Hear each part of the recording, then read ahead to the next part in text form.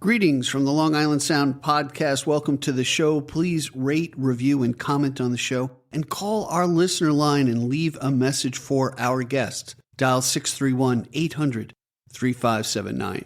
All right, enjoy the show. Thanks for joining us for the Long Island Sound podcast.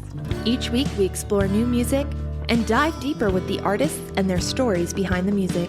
Please subscribe and rate and review us wherever you stream this podcast. Here's your host, Steve Yusko. Today you are in for a fact-finding, fun interview as we take a deep dive into the music industry with Gregory Dwane. From producing punk bands in New York City to working with the likes of Amy Ray of the Indigo Girls, Marcy Gray, and David Navarro, this music veteran seems to have done it all. You know, listening to his music in preparation for this broadcast, my emotions ran deep as he captured every feeling I just grappled with moments earlier. Let's see how his song grabs you as we listen to When You Say California. I don't have the heart to listen to your good news. Yeah, I don't have the strength to hear about all your opportunities. 'Cause I don't hear my name in any of the plans you've made. Yeah, I don't understand what went wrong. When you say California, it means you're leaving me. When you say California, it means goodbye. I don't wanna fear the places that you go when I don't wanna be the one to stand in your way. But I don't hear my name in any of the plans you've made. Yeah, I don't understand what went wrong. When you say California, it means you're leaving me. When you say California, it means that sunsets, no regrets. It's what I get for messing around too long. When you say California, it means you're leaving me. When you say California, it means goodbye.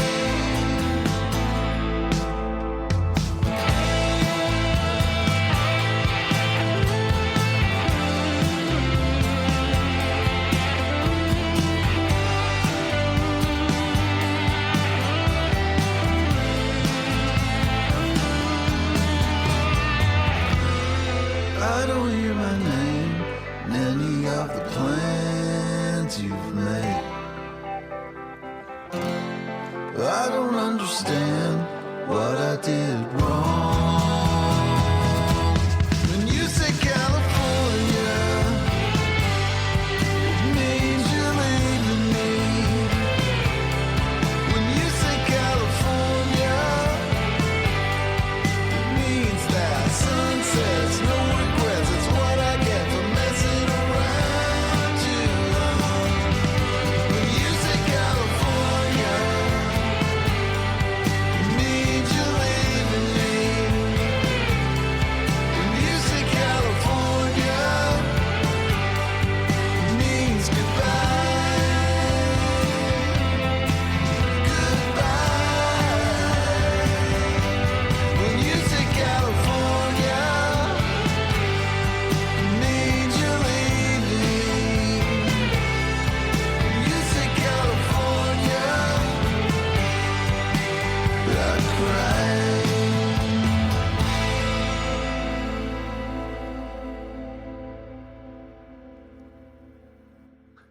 The deep grace of an honest songwriter is built on the hills and valleys of life's experiences, wounds and traumas, lifelines and redemption. Today's guest must have 1,000 stories to tell. as all of us search for balance. Gregory Dwane's self-titled debut sets him firmly as an alt-country songwriter. I can't wait to feature more of his songs as we learn about the artist behind the music. Hey, welcome to the Long Island Sound Podcast, Gregory. Hey, buddy. Thanks so much for having me. So do I call you Gregory? Do I call you Greg? What do you prefer? Greg. Greg is what I'm used to. Greg, then Greg it is. Yep. So Thank you. we got connected actually several months ago and just working out schedules. We're both patient, and I'm really happy to have you on the program. It's really great.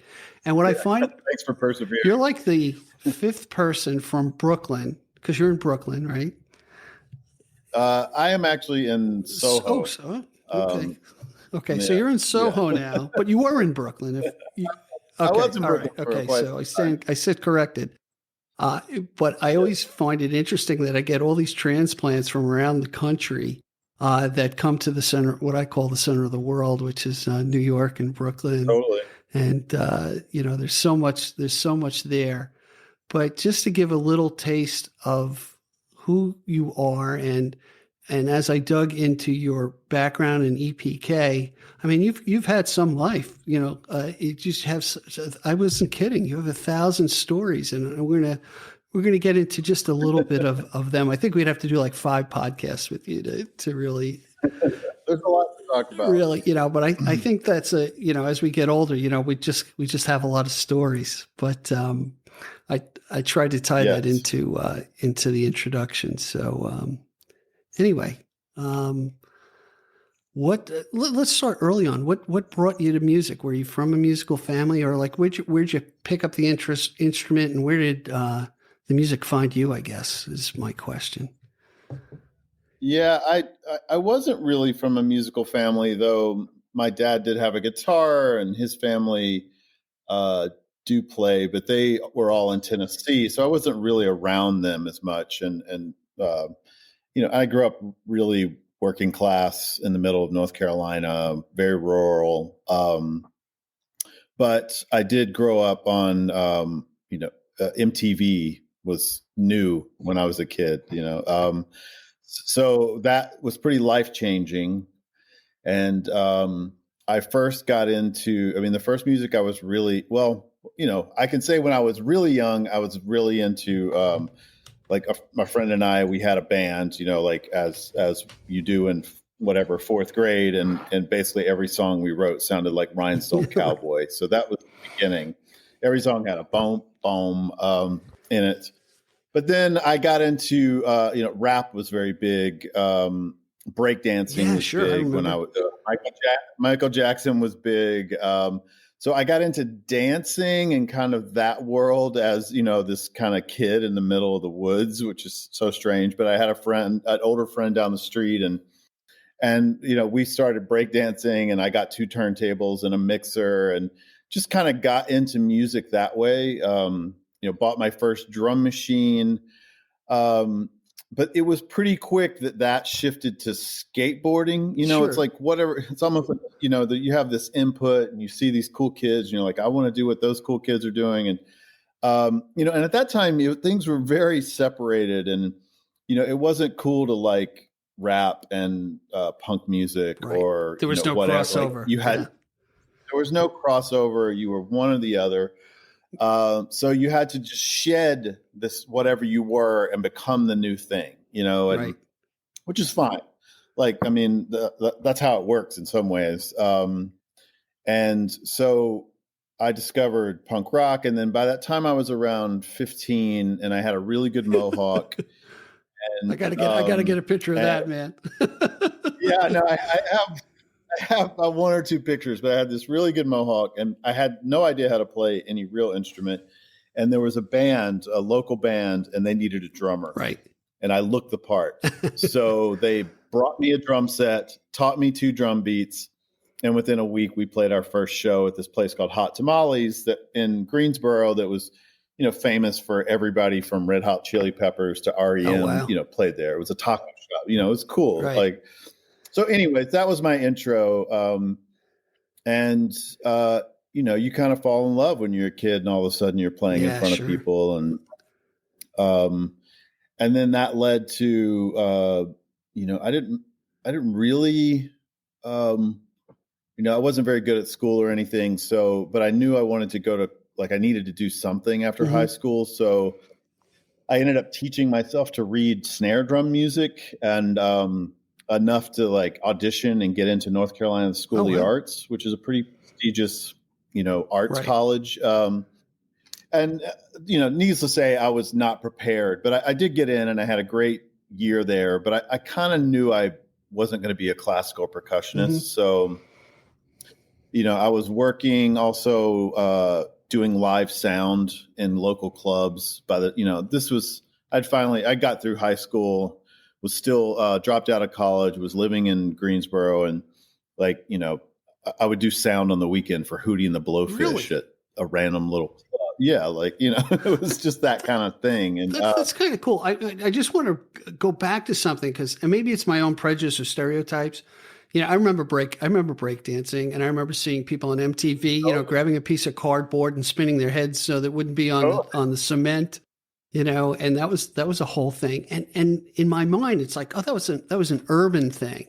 So to hear a rural guy from North Carolina saying, "Hey, yeah, I was into that," and my world was opened up by MTV to these things, is just very kind of enlightening to me. I think that's great, Yeah, well, I mean, I knew there was this movie called Beat Street, and it was set in the Bronx, I believe. But, I saw this at 12, and it was set in the Bronx in New York City, and it followed these kids who were in, dance gangs. But from that point on, I knew I wanted to move to New York. The target changed from being a break dancer to being a musician, but just I've always had that drive or need to be in a city. The rural existence was not for me. So, and I would drive to Greensboro, which was 35 minutes from my house, just to be in a bigger city where there were other interesting kids doing interesting things. I just always had an interest in other things than what I was given. Yeah, it's interesting you say that, because I remember I'm from Long Island, so it's all suburbia, and you kind of think of it's a big town, and you look at New York City, and you don't. At least I didn't appreciate it till I was in my 30s about just the cacophony of people and influences and art, and you name it, it's at our fingertips. But until I met my roommate in college, who came from a small town by Niagara Falls, Niagara University. And he goes, "I hate living in a small town. Everybody knows your business." And I was just like, "Oh, it's not Mayberry RFD where, everyone gets along." And Gomer sings opera and, becomes a Marine. But but I find it also interesting about that influence of MTV and how it opened up the world for you. Because I'm telling you, when I read your EPK and I read, he was a punk musician for a while, I'm like, wait, that's got to be a typo, because it doesn't fit, man. It just, it doesn't fit. But that's kind of cool, Yeah, I think there are a lot of it, anybody worth their salt has experienced a few things, and hasn't just been kind of in this one lane their whole life. I know from a marketing point, people get pigeonholed in different ways, and I think it's appropriate. Sure. But from a life experience, we do a lot of different things to survive and to feed ourselves creatively. Right. I've had my interest in I've always loved pop music. I've always loved songwriting. I've always loved the craft of that. It's always been something I was interested in. Production.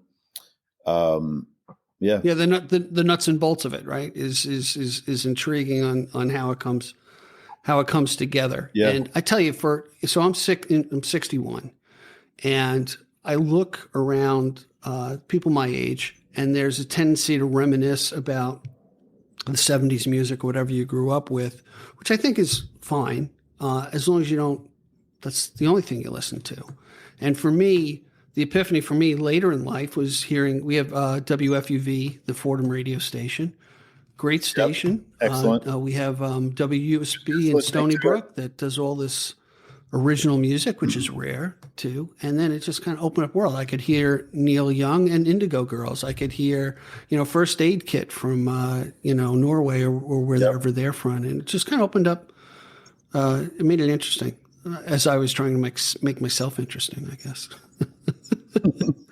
Well, yeah, no, that's a wise look at it is, you're trying to make yourself interesting by being interested in things and growing, and you need input. Like I grew up when you had to fight for it. You had to buy zines, you had to go to the record stores.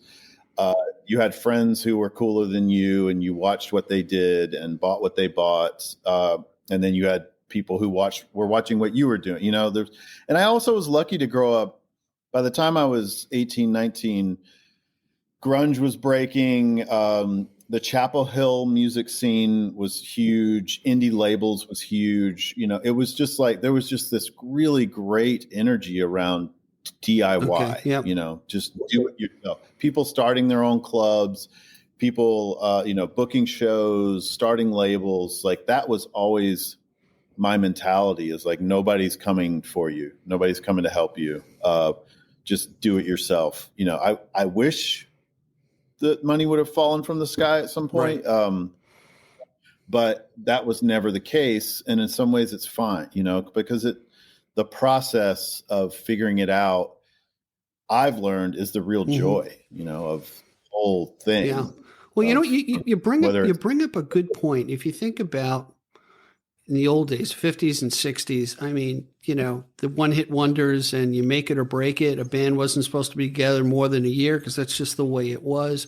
And then it moved into, I almost equate it to Little League, where everybody with DIY, everybody can have their own sound studio. Look, I'm here in Babylon. I have a microphone and I have a podcast, but you can have a bat and a glove and a ball, and you can find people to play with. And then you can be heard eventually, whether you're gigging out, going around gigging, or I think the big fallacy is, you throw it on Spotify and, the dollars are going to roll in and what have you. And you get, I don't even figure they could split a penny that many times, but they can, and do that. But then now the creative juices within musicians, has a marketing flair, or they have people that help them get marketing. They focus on their creativity and their art, but you do need somebody to get out there and help spread the gospel of what you're doing, So that's the incredibly difficult part for all indie artists at this point is the marketplace is saturated because more people than ever are doing it. We have this something that feels like a level playing field because we can put our music on Spotify, but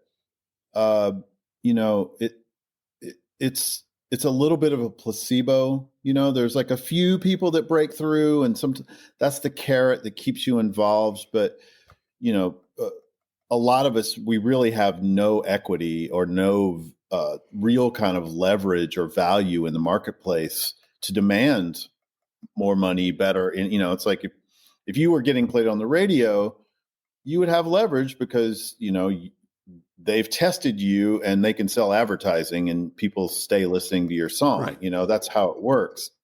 Beyond that, there's a lot of us out here that are kind of a little bit misguided by what feels like a level playing field and really isn't. Interesting. You're really on the outside.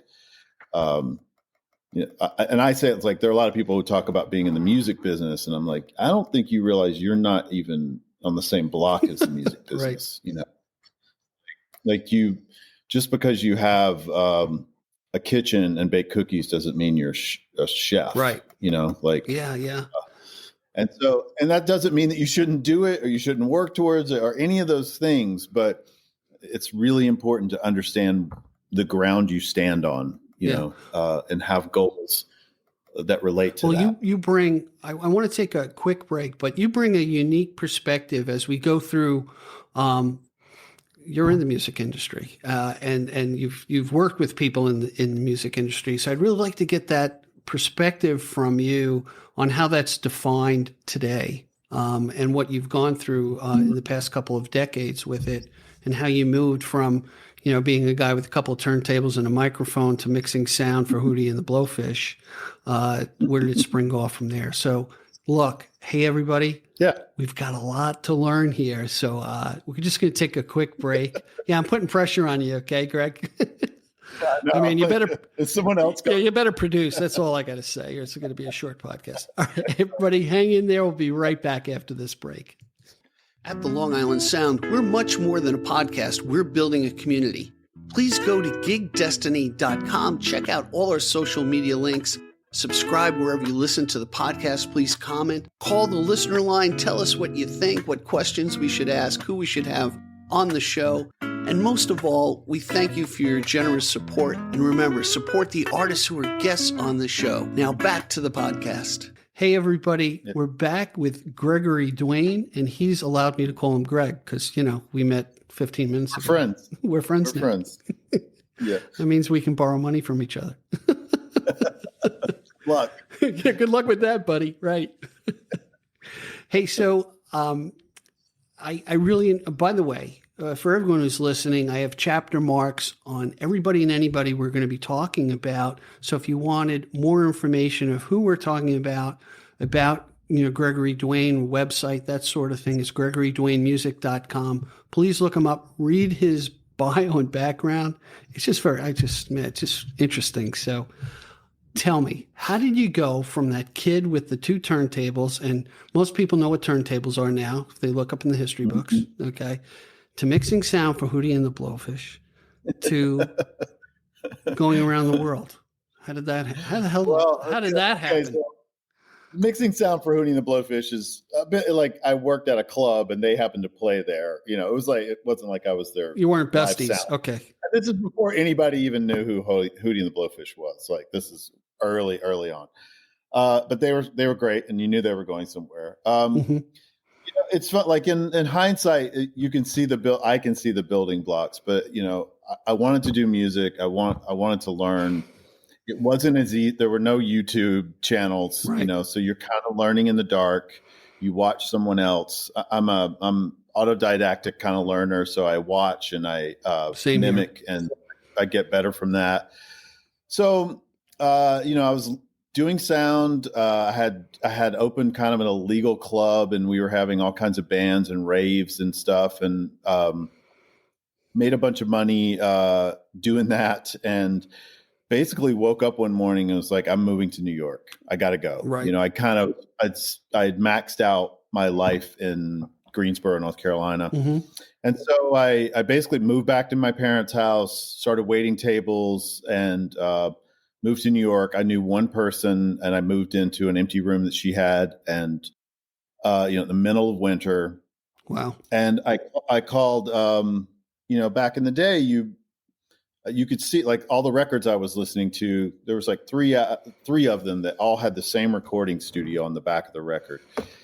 And so I opened the phone book and called the studio and talked to the owner and just say, I'm willing to work for free. I want to learn how to do it. Can I come work for you? And he was like, sure, come on over. Really? So, wow. Within a few weeks of moving here, I was working at a really cool studio with like John Spencer Blues Explosion, Pavement recording there. I mean, just like this whole scene of cool people on 14th Street in Manhattan.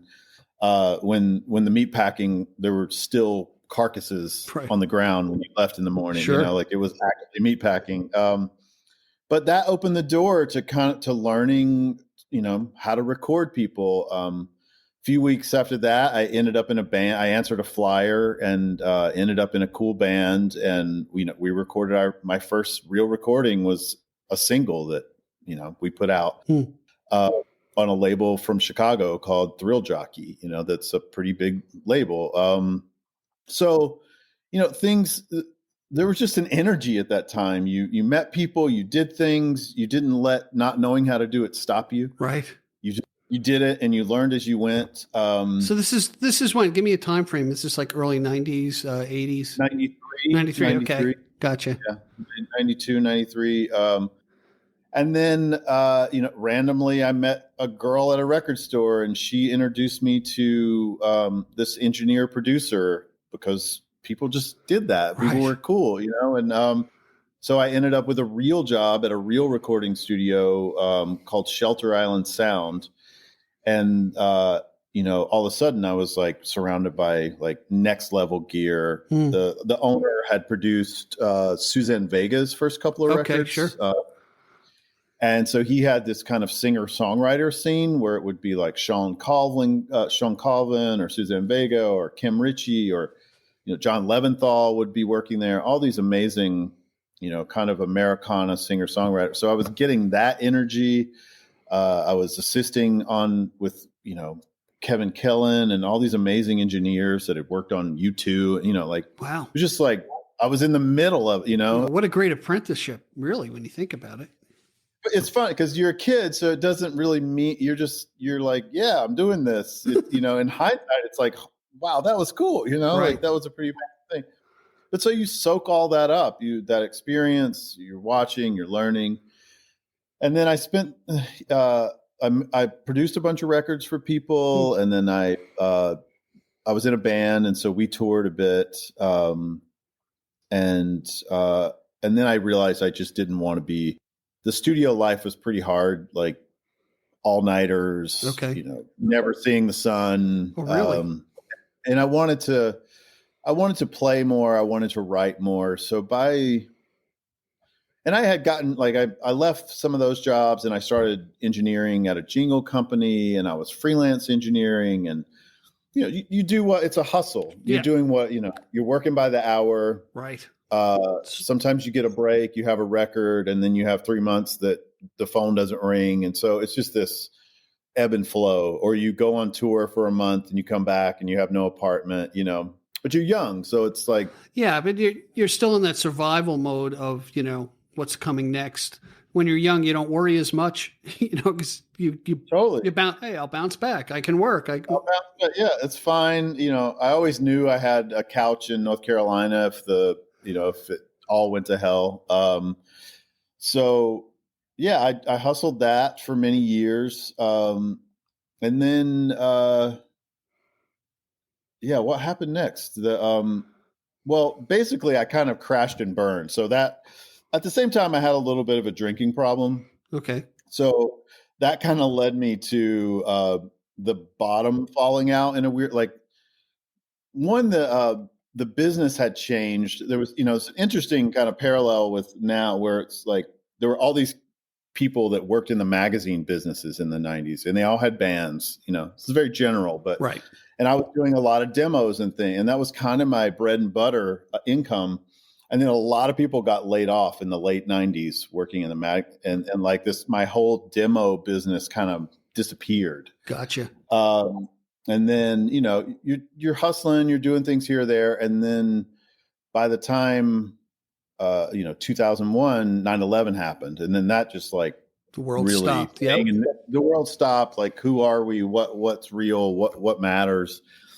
So that kind of exacerbated, like my drinking, the kind of my end of being in New York. I had a good run.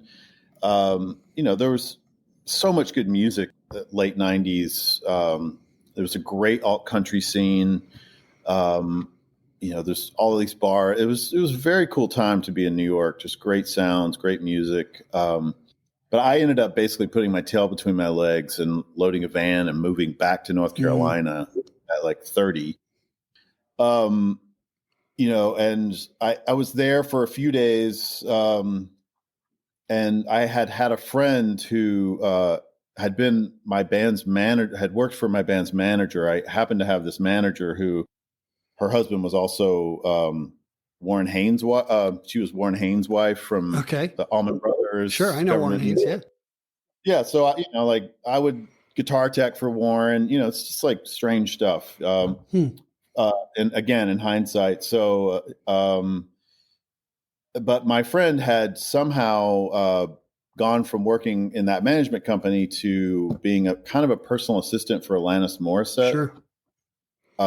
Let me back it. Like, I'll just talk about the touring thing. Yeah. So I right before I left, I I started working at a rehearsal studio in New York, like SIR, just like trying to make $10 an hour, survive. And it was super cool because I met like really cool people, would rehearse there, and everybody from Foghat to Michelle Indignacello, like all these cool artists. And then I ended up at this one place, and Joan Osborne was rehearsing. Okay. So I was like running the session for her rehearsal, and the keyboard player like looked back at me in the middle of rehearsal and was like, "Do you want to go to Japan next week? We're going to be there for 2 weeks." And I'm like, "Yeah." And this was just prior to 9/11. And wow. So I ended up, I hustled, got a passport, ended up becoming a guitar tech. Went to Japan, came back, did a month with them on tour. It was super fun because I was making money, right, and I was kind of living, drinking for free. It was great. And then 9/11 happened, and that wasn't, that life-changing, as we said. So I saw an opportunity to kind of make money and be near music, and not have to engineer and do that hustle I didn't really want to do anymore. And so one of the guys on that tour, he connected me with the Bowie camp. Like there was a possibility I was going to go out with Bowie. There was a possibility I was going to go out with No Doubt. Wow.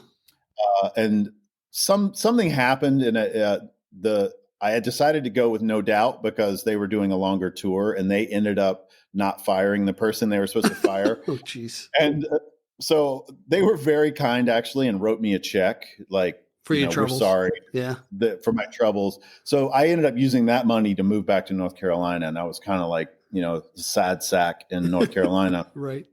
So I reached out to EJ and said, if you guys have any openings, let me know. I'm doing this thing now. And it just so happened their keyboard guy was leaving. And so within a month, I was in North Hollywood in a rehearsal space with Alanis Morrisette, like doing that, Wow. and so that was, it was kind of like this strange, hitting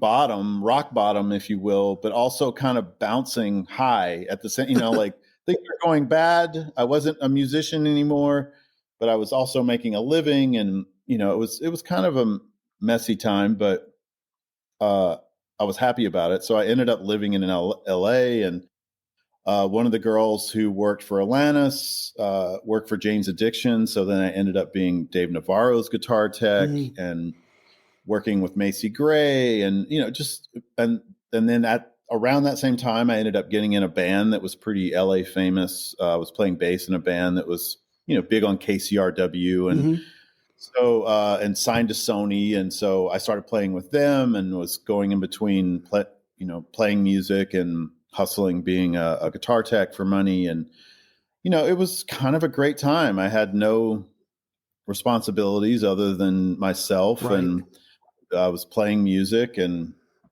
kind of starting over. I had gotten sober in that time. So, everything felt very fresh and different.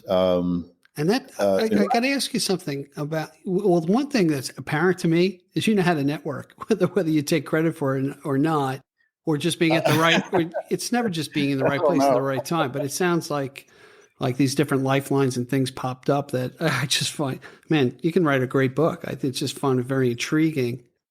Yeah. I mean, it's hard, it's hard to have perspective on your own life, but I don't feel like a good networker, but if you laid it out, it was like, well, I did know. I just feel like that was part of how it was then, right. And just doesn't feel the same now. Is that you just knew people, and if you were cool and like generally a nice person, people would open doors for you because you had something to offer them as well. Sure. So let me ask you this, if you don't mind talking about. So I would think getting sober in the music business and being on the road or being a musician has its challenges. And, you had a new lease on life, I would assume, Yeah. Well, strangely, how I got sober was working for Jane's Addiction, because one of the person in that band is sober and had part of his crew were all sober. Oh, so I went from not really knowing what, like, I knew what AA was, not this is going to be turned into a thing, but like I knew it, but I had never really even when I thought I had a problem, I never thought about AA as a possibility. So, but then, these people kind of, they can, you can see an alcoholic from a mile away, not that you're judging people, but, they were like, hey, why don't you come with us one night? And they took me to a meeting, and it was kind of like, it was up. Like I saw everything I needed to see. I heard everything I'd been waiting to hear. I saw really cool people there, like bona fide rock stars. Wow. Like I needed to see that.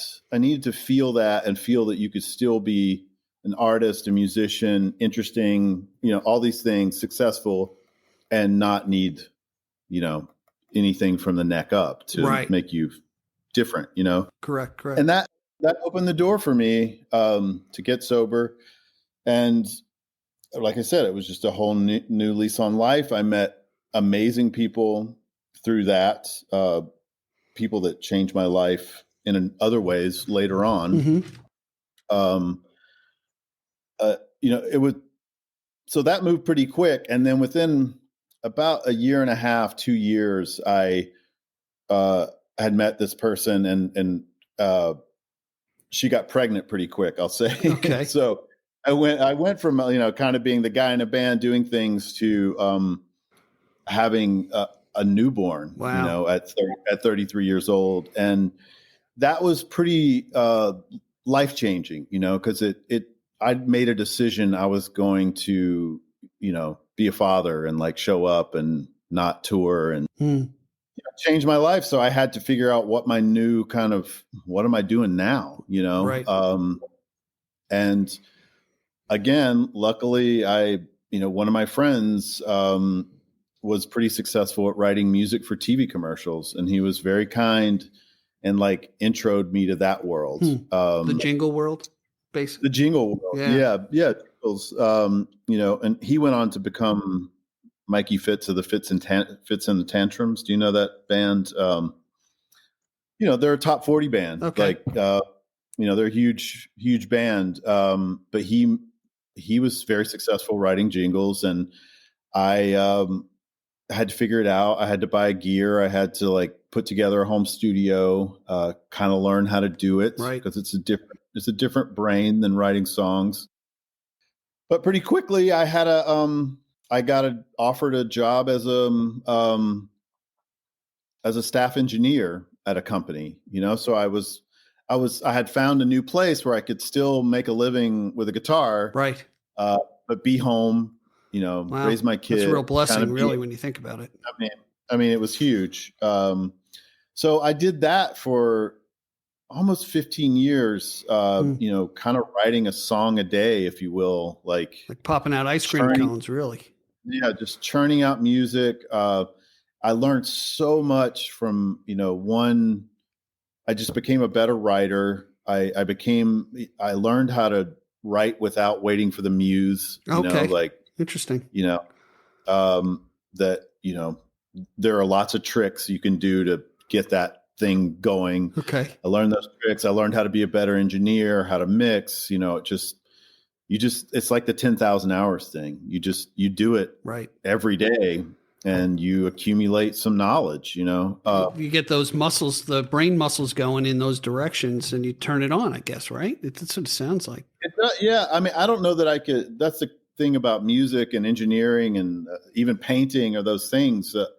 Like you can take a class, you can watch a YouTube video, but the thing that makes them so equitable is that you have to just sit down and do it.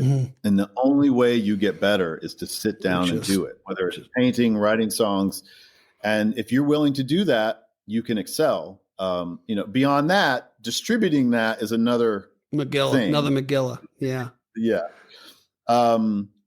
But you can't help but get better if you do it. So I learned a lot, but it also burnt me out. Sure. So that led me to doing it for a long time, being fairly successful at it. And then, waking up one day and being like, I don't even, like music. I don't even know. I haven't listened to a record in years. I listened to talk radio. Like, Right. it's funny when you make a thing your job, it becomes your job, and sometimes the last thing you want to do is turn on the radio, Yeah, I know. I used to travel a lot for business, and the last thing you wanted to do when you came home was go somewhere on the weekend, because you're like, right. because it's just like, I'm so disconnected from community. I just want to sit my ass down and, kind of veg out for a while, Yeah. Hey, let's do this. Let's switch gears a little bit. Tell me about the song that our audience got to hear when you say California. Just as an aside, I won't get into details. I listened to this song today, and it was just very timely with what happened in my life today. And it's just kind of, and we shared this earlier off the podcast. It really kind of struck my heartstrings in that I'm really enamored by singer-songwriters, if you haven't guessed this already with the podcast, but you're able to emote and put things into words and song that just, God, it's like, oh my God, this guy must have been listening in when I had the argument. Anyway, tell me when you say California, tell me a little bit about that. Thank you for the kind words. Sure. I mean, they're true. So it's easy. At the end of the day, that's the reward, right? Is that you've expressed something that someone else can identify with. And it's not easy. You don't always land, or you never know what lands. Right. You don't know where the seeds are falling. Right. Yeah. You don't know where the seeds are falling, and you just have to be honest and hope that your view of the world connects. And I've had enough feedback that I do hear that from different songs, from different people at different times, and it's super rewarding. That song, I've always wanted to be a songwriter since I was a kid. I used to collect what's his name, Peter Zollo book, like songwriters on songwriter. There was always this kind of wall that I couldn't break through. Like, I could write an instrumental, but just like writing a real song felt like it was on the other side of the wall. Right. I just couldn't finish it. Whatever it was always a thing. Some of it's my own self-esteem, or maybe just not believing in what I had to offer. But after, I know you want to talk about that song. No. This is all good. It does tie in because it, like I was getting to earlier, I had hit a point where I quit music altogether. I quit my job. I got burnt out. Stopped. This is the burnout, right? Yeah. I stopped for almost 5 years, became a painter. I still needed something creative, so I started painting. I always had a guitar. I always had a setup because I could still sell music, but I wasn't doing it every day. And I'm a creative, so I collect ideas, and so I'm always playing with ideas. And even though it wasn't my thing, and months could go by and I wouldn't touch guitar, but around 2019, 18, 19, I started toying with it again, like playing more, thinking I wanted to do a record. I kind of started 2 records with 2 different producers that didn't go anywhere. But part of that process was dredging up some old ideas. And one of the ideas was that phrase, "When you say California," which someone had said to me at an audition I was at in like 1996. And I had written it in a book. I had tried to write that song maybe 10 different times over 20 years. It had different versions, but this time I finally, it was kind of like it was the thing that started the flood, if you will. Like, I was able to follow that idea through, this idea that was 20 some years old. I was able to create a narrative, based on some real stuff, based on some made up stuff, and finish a song that I thought sounded like a song, that I was proud of. And it was the thing that just, I was like, oh, I can do this. I don't know what's different today than yesterday, but I'm ready, and that turned into writing the next song, into writing 5 songs, into booking some studio time. Like, I didn't really know what was happening but I knew it felt good to be back in this familiar, suit, whatever, have the familiar glove, familiar whatever jacket on of music. It's like, oh, I have loved this thing my entire life. Of course, this feels good, So I was reignited, and the songs kept coming, and the ability to finish them kept coming. And I kind of got, like with anything, the more you do it, the more you are in the creative moment, the more you finish, follow things through. And the thing I had really learned, taking the 5 years to paint, I learned a lot about process. Okay. From painting, and just about like finishing things. Perfect is a myth. Like, just finish it. 80% is good enough. Right. Nobody knows, what you didn't do in the painting, what you didn't do, or what you think is wrong. Like there's always, you talk to painters, they're always unhappy with their finished works that you think is the masterpiece. Right. Right. So once you can process that and just finish it, even if it's a placeholder, sometimes your placeholder idea becomes your favorite idea, so I had learned a lot about process from painting and applied that to music, and it has literally been life-changing for me. You know what I find unique about that story of going into the valise, so to speak, and digging up, what you've worked on a long time ago. Obviously now you're creative, and you have a skill set that you've honed and honed and honed. So those pathways, those neural pathways are there, right? Yeah. But you're a different person now. I almost equate it to either hearing scripture or a story. And yeah, I've heard that story before, but someone enlightened me and said, yeah, but you're hearing it as a different person than when you first heard it. And totally. And it's going to play a different role in your life. And what's good about creatives like yourself and singer-songwriters, when you have that opportunity to act on it, you do, which enriches the world and really kind of heals the world, which is really just a great thing, in my opinion. So it's really, it's like we're going, I agree. It's like we're going through therapy. This is great. I should charge for this. It is. I should charge you. Yeah. You're right. You should charge me. No, it's totally true. It's, for me, being a songwriter, you have to have something to say. Right. It doesn't have to be much, but you have to have something to say. And I think for the longest time, I didn't really know who I was or what I wanted to say, or that I thought anything I was going to say was anybody would listen. Right. I think some kids are born with their finger, in the wind, and they can write, and they have these brilliant things. You take anybody who was amazing by the time they were 24. That was not my path. I'm right with you, brother. And I'm fine. I feel lucky that I'm 51 and love what I'm doing, and love, still love the thing, and love being creative, and love writing songs, and love looking for people to write with and work with. And I mean, it's so, like, how great, what's interesting too to me is in hearing your story and hearing about getting burnt out, making the ice cream cones of the jingles, and doing what the right thing to do when you became a father. It's very great. That could have been a dead end for anybody else's story. Hey, you know what? He got burned out and now he's gone because that was it. But for some reason, you had these different turns or different outlets.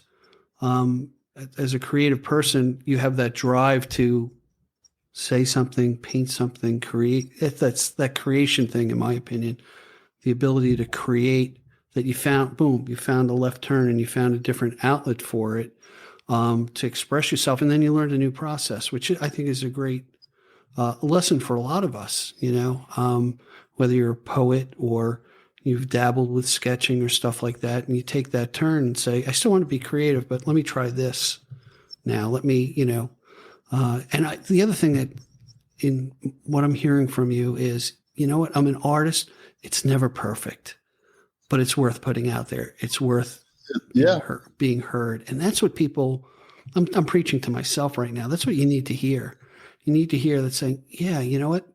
It's going to mean something to somebody I may never know, but in that 1 in 10,000 who comes back to me, like myself with you today, and said, you know what, that kind of struck me. And it's a sad song, but it was just like, man, that's the way I'm feeling right now. Hey, well, in many ways, what you're describing is the icing on top of the icing. For me, it's finishing, like, as an artist, you kind of like, things don't exist until they're finished. And in some ways they don't really exist until they're shared. Right. And you need to finish things to get to the next thing. Because if you just keep piling up these half-finished ideas, I mean, you can't let go. Right. Oh yeah. Like it becomes luggage on top of a yoke on your shoulders, right? Right. So for me, it's like finishing, it's not that being a good editor is also important. So it's not that I release everything I do, but the things that I think fit and make, a cohesive record or a cohesive EP, I put in the world, and that allows me to kind of open new space, cool. So, and just getting ideas, and, it's a weird world now. You can rewrite something, you could pull it off of Spotify and remix it. There's no rules anymore. There's just no reason you can't do anything or change something later if you feel like you've bettered it, right. in some way. Right. Do a Taylor Swift and re-record it. And yeah. Yeah. But then, like I said, the icing on the icing is that what you're actually doing is connecting with people, which is kind of the next level. You kind of, sometimes as an artist, you have to forget about that next level to get level 1 done. And then once you've done level 1 and finished 10 songs, 20 songs, you can go to level 2 and start figuring out how to market it and get it in front of people for that part of art, which is connecting with other humans. Right, exactly. So let's talk about this. I really want to jump into the next song. This Ain't No Drinking Song. Is that the title? Yeah. Yeah. Which is appropriate for what we've totally. It's actually it's a good setup. And we didn't pre-plan. This is not scripted by any means, as everybody knows. So tell me a little bit about that, and then we'll jump into the song for everybody and then come back after it. Well, it's just it's an obvious response, I feel like, to, if you listen to country radio for 10 minutes, you feel like every song has the solution, in every song for a problem is a margarita or a shot or grab a beer. Like, it's a trope, and it works on some level, but, as a sober person, sometimes you're like, that doesn't really work for me. And I like country music, but I maybe need something else. And so I just, I had this riff that was floating around, and, one day This Ain't a Drinking Song came out, and it just felt like, oh yeah, this is the song I need to write, is a response to some Luke Bryan song or some, nice. Random drinking song. And it was just a fun thing that happened. That's great. All right, let's let everybody take a gander of This Ain't No Drinking Song. We'll be right back after it.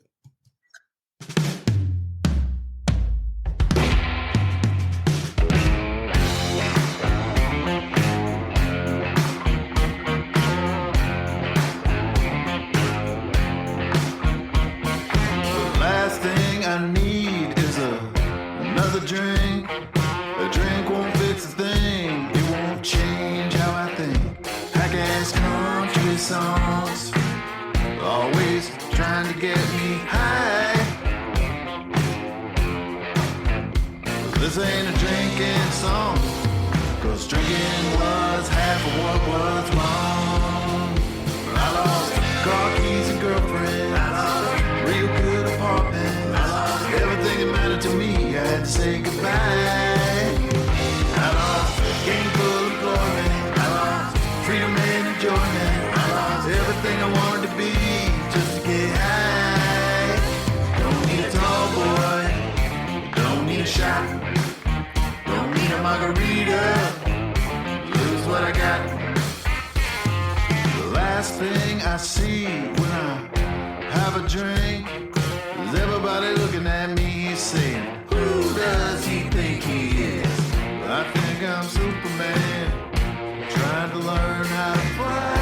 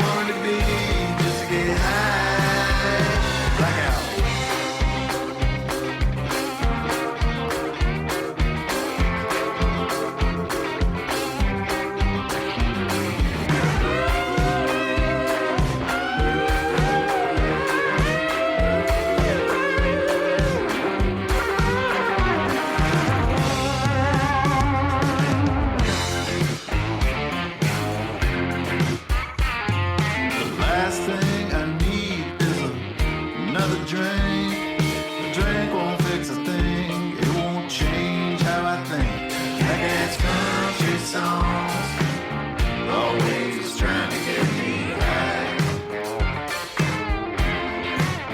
Well, this ain't a drinking song, 'cause drinking was half of what was wrong.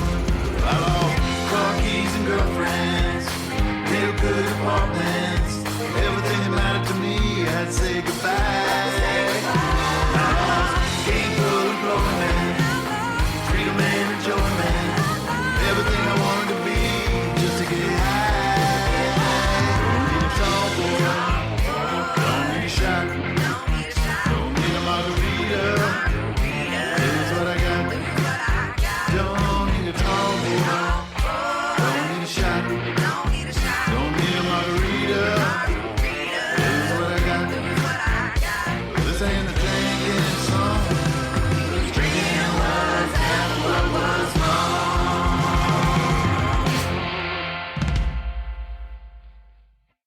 And you know what? It's true. That song, this ain't no drinking song. Ain't no drinking song.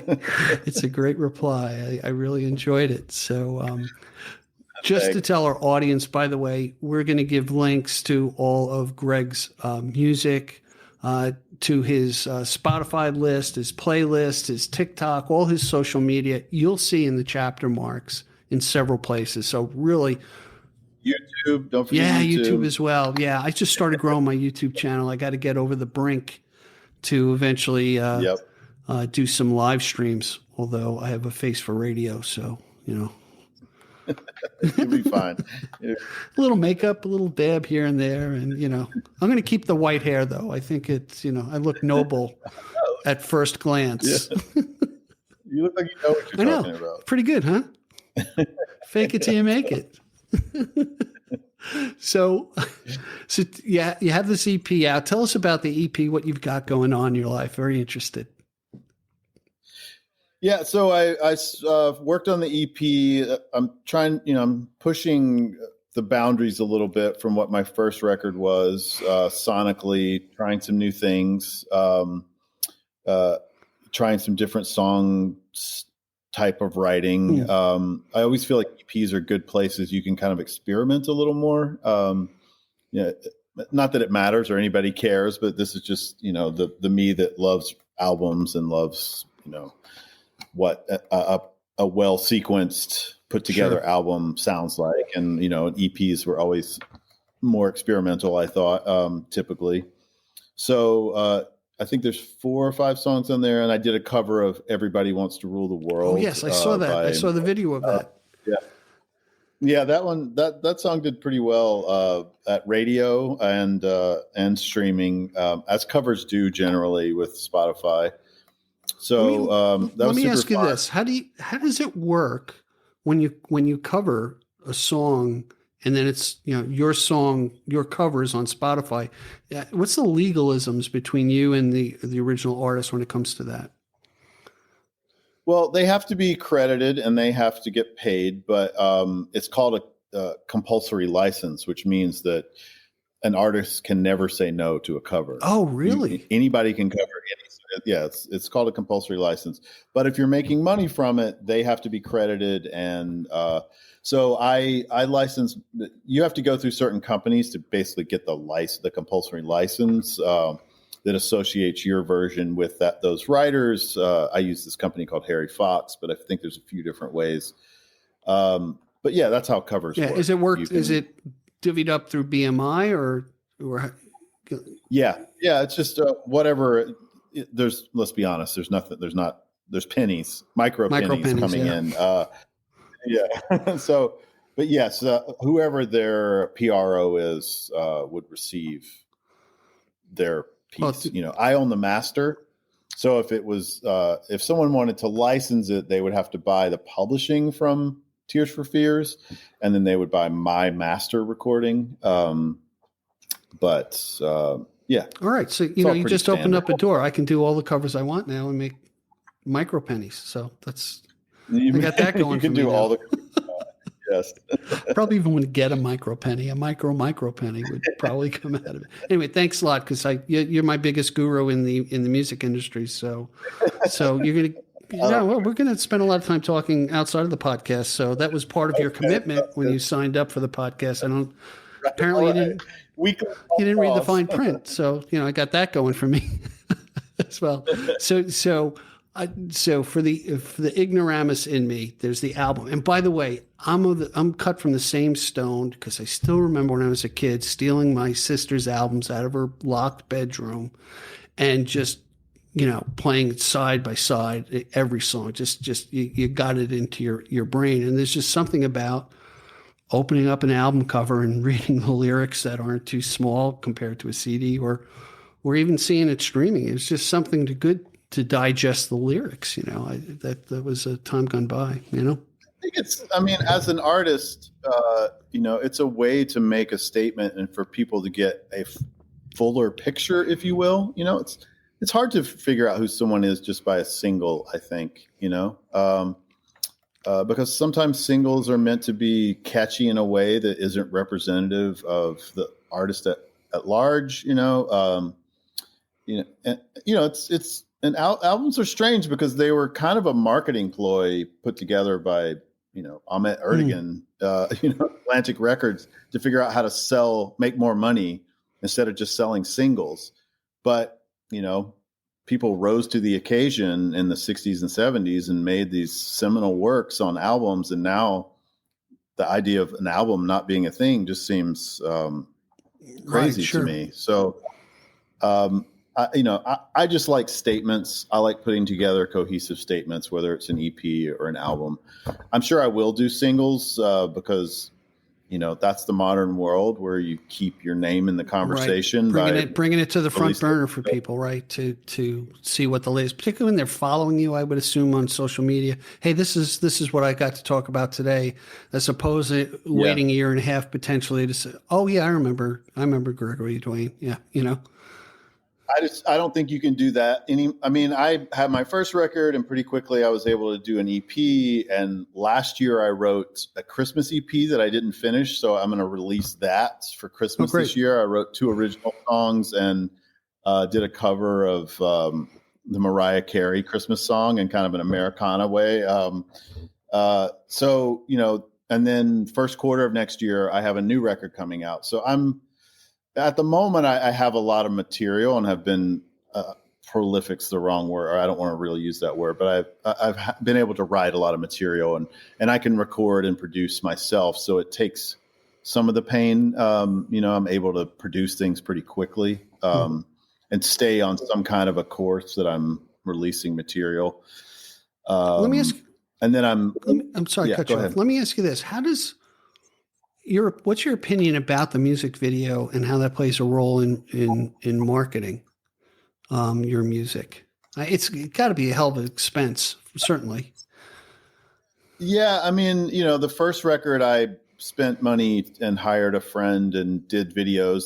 The EP, I shot all those videos on an iPhone by myself with a tripod, riding around Connecticut. I learned how to edit. I just wanted to do it myself. I didn't want to spend a ton of money. And in some ways, those videos are a little more me. They're a little more authentic. That's all right. Authentic. I can't even say it. Authentic. Yes, that word. I do really believe in authorship. Like the more you have your hand in things, and this you can get yourself in trouble where you're doing too much and it all suffers. But I think if you have the energy and the more you can be part of, these creative ideas, whether it's producing your own music or making your own videos or creating, and to your question, I think the video is important in one way, but in some ways short form content is everything. Yeah. But the long form video is you can chop it down, make things. TikTok is its own beast because it just functions so differently than YouTube or Instagram, or it's just a different beast and requires different content. It's almost you're producing a video for somebody who has ADD, seriously, because you have to grab them in 7 seconds is what I'm told. Well, you have to grab, but the more produced it is, the less it will do well. Oh, TikTok is about again, authenticity. And the more it's just you talking about something, and having hooks and all these things are important to get people in, but authenticity is king on TikTok. I got that nailed down. Yeah.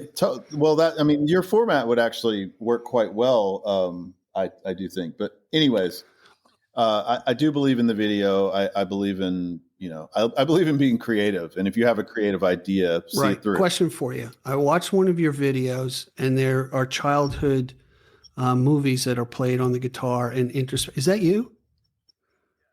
Yeah, that's all home video as a kid. Oh, that is cool. Talk about, and we did not script this. Talk about authenticity. I'm wondering that as you're singing about. I forgot which song it was.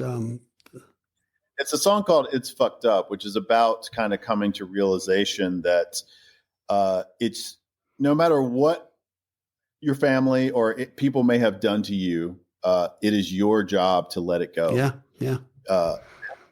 And that, it's fucked up that it's, these things are done to you as a child, but you have to grow up and be the person who does most of the healing, and you let it go and move on and the best that you can.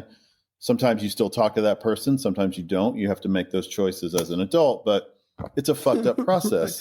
I'll give you some feedback, because as I was listening to the song and watching the video, like I'm imagining what happened to this kid. Okay. I'm not going to give anything away, but I'm like waiting for the other shoe to drop about, about this kid who he's right here. He's right in front of me. And you don't have blonde hair anymore because something happened there.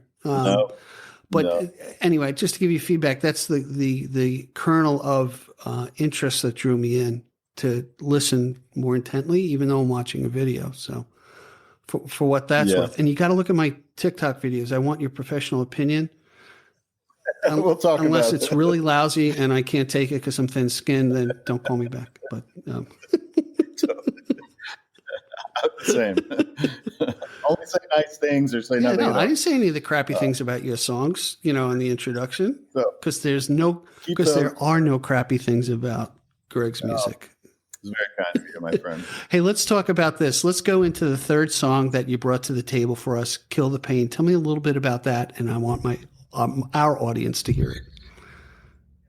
Yeah, that was a more what I felt a traditional country song. I definitely had this one particular songwriter in mind. His name's Jerry Foster, who 75 number one hits, 500 single. Wow. Just a legend, songwriter. And sometimes you just have a certain kind of person or song or songwriter in your mind, and then you use that as a jumping off point, and what comes out isn't that. It's different, but that's how Kill the Pain came out. So it's a much more traditional song about drinking, drinking yourself to death. So this is a drinking song. Which okay. That one actually is a drinking song. I'm so contradictory. But then, strangely as life has it, I was in Nashville and playing a writer's round and ended up meeting Jerry Foster. He happened to be playing the same round as me. He's in his 80s now. He's just the most charming human you've ever met. And, was really generous with his time and told me lots of stories about being in New York in the 60s. And, there's a lot of songwriting in the 60s for Nashville that was being done in New York, strangely. So anyways, it was very cool. It was kind of full circle. So I'm proud of that song. Is he still around today? Yeah. He's still around. Next guest on the Long Island Sound. That's what I'm saying. I'm sure he would love it. No, that'd be nice. Oh my gosh, he's a character. Yeah. Cool. All right. So let's listen to Kill the Pain, and we'll be right back after the song. Check it out, everyone. Arrest the fear, kill the pain. Sleeping alone just ain't the same. You were here, but now you've gone. How am I to continue on? Guess I'll be drinking until my heart turns blue.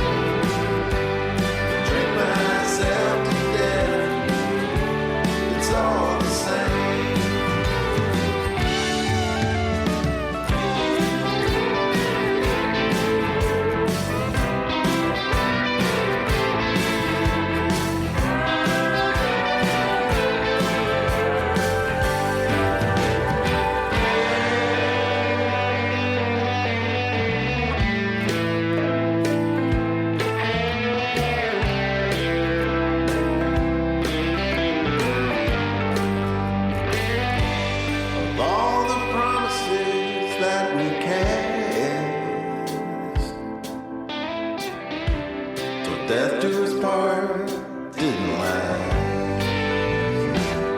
Yes, I'll be drinking until my heart turns blue.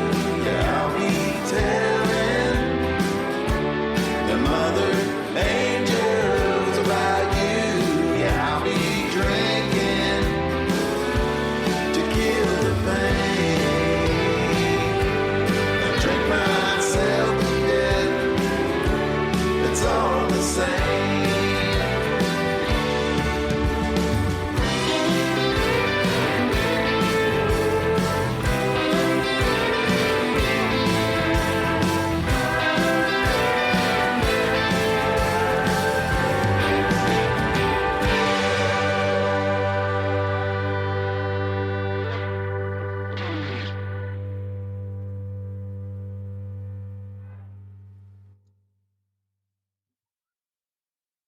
Hey, everybody, we're back. And I got to tell you something, Greg. In looking at your background and the diversity of what you've done, and I equate, I do this all the time. I equate, he's just like my friend Mike. And Mike is Mike Nugent, who I talk about a lot. He's the first guy I had on the podcast. He was in Cadillac Moon, just humble, phenomenal player, great guy. And so Mike plays all around. He's like gig crazy. Everybody likes Mike. He has spice to everything. But I found out that Mike is also a producer, that he works with a lot of the local artists here in the Long Island area. And I was like, wow, that's really cool how he does it. And he mixes everything together. So I understand you do producing. So how does that fit into everything that you're doing? Yeah, well, once I put the songwriter hat back on and started making music again, it's not long before you're like, oh, I would like to work with other artists again. And, I have a history, like I produced a couple records for Amy Ray of the Indigo Girls, and I produced some punk bands, indie punk bands back in the day. And so it's not foreign to me, but I just, I wasn't sure I wanted to go there, but I ended up building a studio at a house I have in Connecticut, in a garage, and I've been traveling to Nashville a lot, so I've made some friends down there, and made some friends in New York, and so I'm starting producing again. So I have a record I'm starting in February with this really great artist, Jake Newman from Nashville. It's just a great songwriter. He's coming up, and we're doing that with some great musicians from upstate New York that play with Steve Earle and Little Feat. Like, it's going to be a real, it's going to be a real barn burner all at my studio. So, I can keep costs low. I can just, they could stay at my house there. Like, it's just a vibe, nice.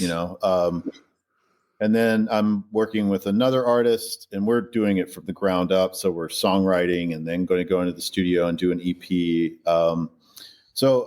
I'm just looking for those kind of projects, just for the future. Sure.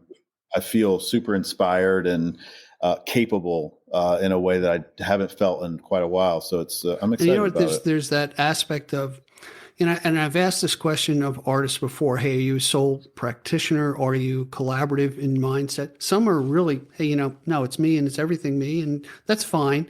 But now you're kind of showing me a different aspect of yourself where, there's this different sense of collaboration and creativity in the production of what you're putting together. And I saw this with other people where, hey, I know a guy who's going to be a great percussionist on this, or we're going to pull this slide guitar player, so on and so forth. It's really interesting how people interconnect.